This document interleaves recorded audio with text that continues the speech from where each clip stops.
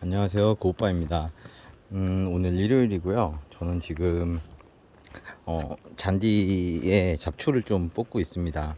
뽑다가 제가 집에 대한 얘기를 한 번도 한 적이 없는 것 같아서 오늘 집에 대한 얘기를 좀 잠깐 해보려고 합니다. 이게 저희 집입니다. 저희는 19년도에 집을 지었어요. 코로나 직전에 집을 지어서 되게 운이 좋았던 케이스입니다. 지금보다 건축비도 지금 되게 많이 올랐다고 들었는데, 네, 그때, 되게 저희 수준보다 되게 좀 무리해가지고 크게 좀 지었었습니다.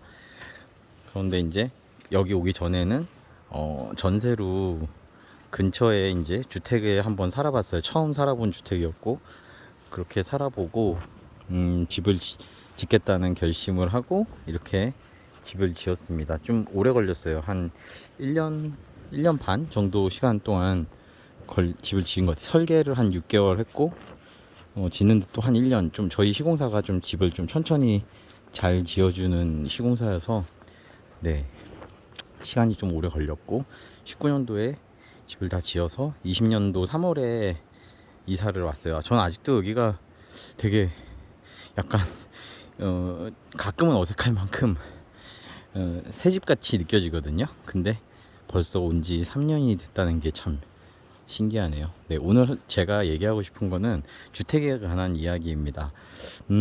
주변에 친구들이 저희 집에 뭐 놀러 오거나 아니면은 그래, 뭐 이렇게 저 만나면은 와, 너네 집 좋다.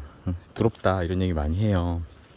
근데 그 친구들 다 서울 살고 아파트에 사는 친구들인 거예요. 사실 단풍아, 너 왜 거기 있어? 일로 와. 거기서 뭐해? 사실 그 친구들 집이 더 비싸요. 서울의 아파트 너무 비싸잖아요. 네. 근데 그 친구들 맨날 저보고 부럽다 그래요. 그래서 제가 막 농담으로 그러죠. 야, 니네 집이 더 비싸.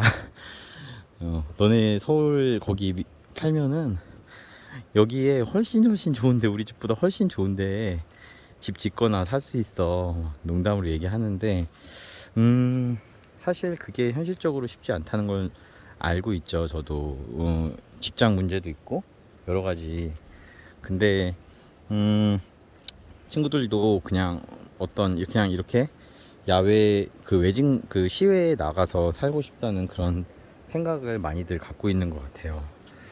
어 근데 그렇게 좋아 보이지만 오늘 사실 제가 하고 싶은 얘기는 안 좋은 것도 많다라는 얘기를 하고 싶습니다. 일단 아 진짜 할 일이 너무 많습니다. 진짜 이 주택에 살면 보시면 뭐 이런 잡초들 있잖아요. 이거 다 누가 뽑아주지 않아요. 다 직접 뽑아야 돼. 물론 사람을 쓰라고 하겠지만 사실 이걸 위해서 또 누구를 사람을 쓰기도 되게 애매합니다. 이게 보면은 잡초 막 있잖아요. 이렇게 이런 거 다 해줘야 돼요. 이건 뭐 그냥 주택을 사면 기본적으로 잔디밭을 크게 한 이상 기본적으로 감수해야 되는 일이죠. 뭐 그건 양호합니다. 근데 별의별 일들이 다 있습니다. 지금 뭐 여기 볼까요? 자, 여기 보시면, 자, 여기 이게 잔디가 물이 이렇게 안 빠지면 안 되거든요. 잔디는 물이 이렇게 고여 있으면 안 돼요. 잔디가 죽어요. 그러니까 이 잔디만 만들 때 구배를 잘못 맞춘 거예요. 좀 이렇게 물 빠질 수 있게끔 만들어야 되는데 그걸 잘 못한 거죠.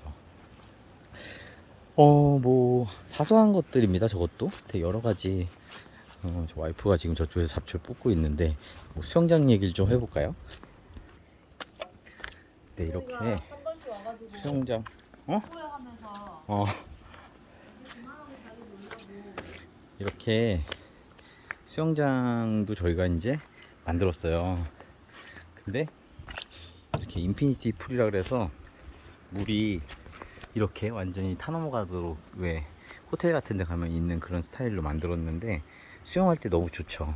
좋은데 자, 보시면은 지금 저 벽에 저기 이렇게 균열이 간 거 보이시나요?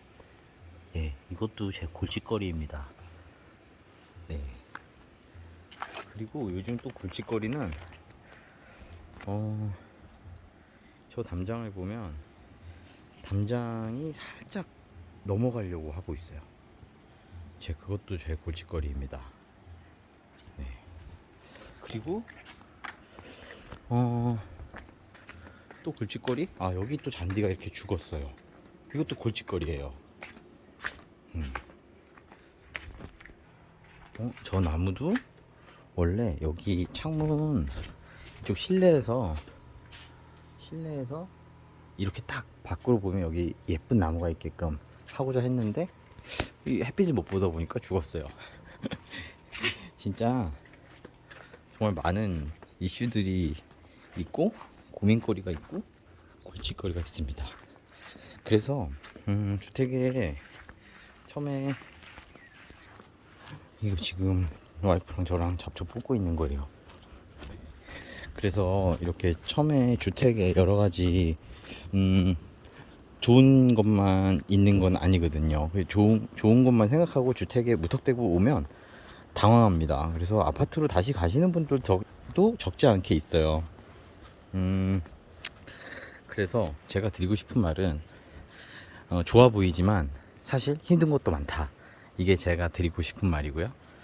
그러면은 선택을 만약에 한다 하면은 자, 그렇지만 또 좋은 점은 많죠. 좋은 점은 정말 많죠. 사실 저는 절대로 아파트로 돌아갈 생각이 없습니다. 평생.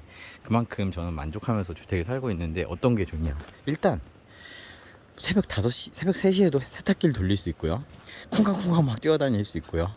그리고 막 크게 노래를 틀어놔도 누구 하나 뭐라 그러는 사람도 없고요. 누구 하나 눈치 보지 않고 강아지들하고 이렇게 마당에서 쉬하고 뭐 그렇게 산책하면서 여기서도 지낼 수 있고요. 이거를 아무리 좋은 아파트에서 그런 아파트의 혜택하고 바꿀 수 있냐? 저는 못 바꾸거든요. 그러니까 저 같은 사람은 주택이 잘 맞는 거죠. 네. 그러니까 선택을 해야 됩니다. 이게 너무너무 골치 아프고 그런 것도 많지만 또 장점도 많은데, 그러면은 어떤 선택을 할 거냐, 그거는 이제 사람마다 다 다른 것 같아요.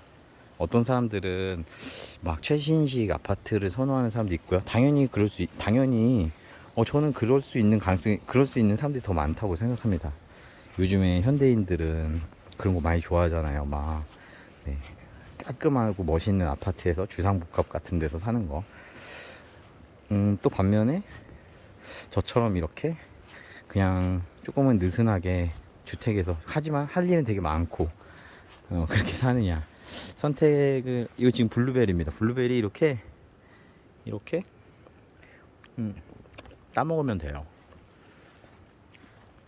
자, 여러분의 선택은 어떤 건가요?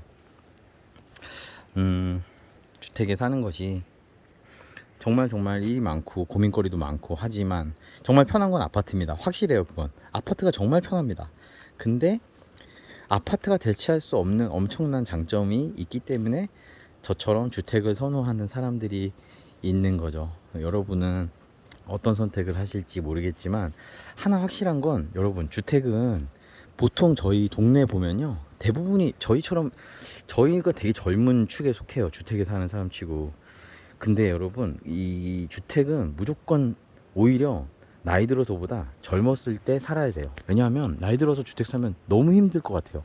저는 오히려 이렇게 주택 살다가 정말 나이가 들어서 노동을 할 수 없는, 그러니까 별로 뭐 이렇게 잔디 관리도 잘 못하고 잔디 이렇게 주말에 깎는 것도 못할 만큼 힘들어지면, 그땐 저는 그냥 실버타운 같은 데 가서 사는 게 맞다고 생각이 들어요.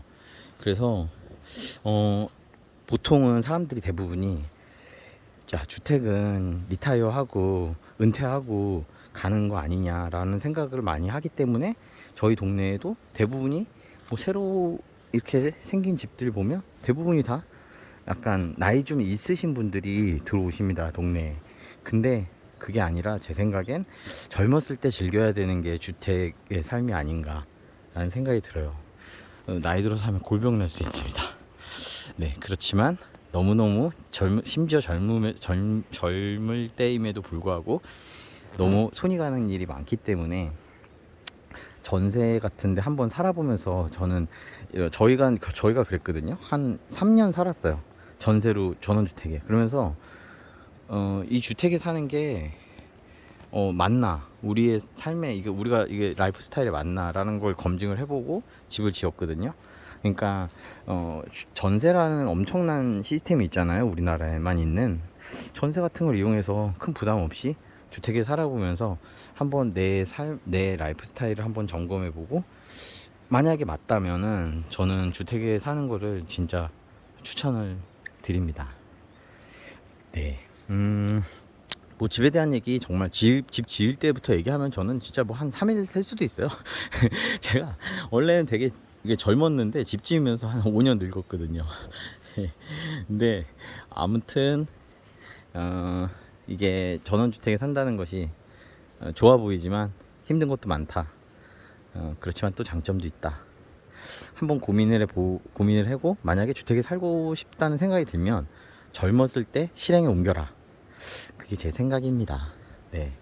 여러분, 실내는 제가 언제 기회가 되면 나중에 한번 보여드리겠습니다. 별거 없습니다. 사실 아무것도 없어요. 저 안에는. 네. 네. 여러분, 제가 구독자가 180명이 됐어요. 대단하지 않습니까? 이 허접하게 찍는 이 영상으로 180명이나 저를 구독하고 계셔서 너무 감사드리고요. 오늘 이렇게 짧지도 않게 길게 주저리 주택에 대한 이야기를 해보았습니다. 자, 여러분, 그러면 저는 다음 이야기로 다시 또 찾아오겠습니다. 안녕히 계세요.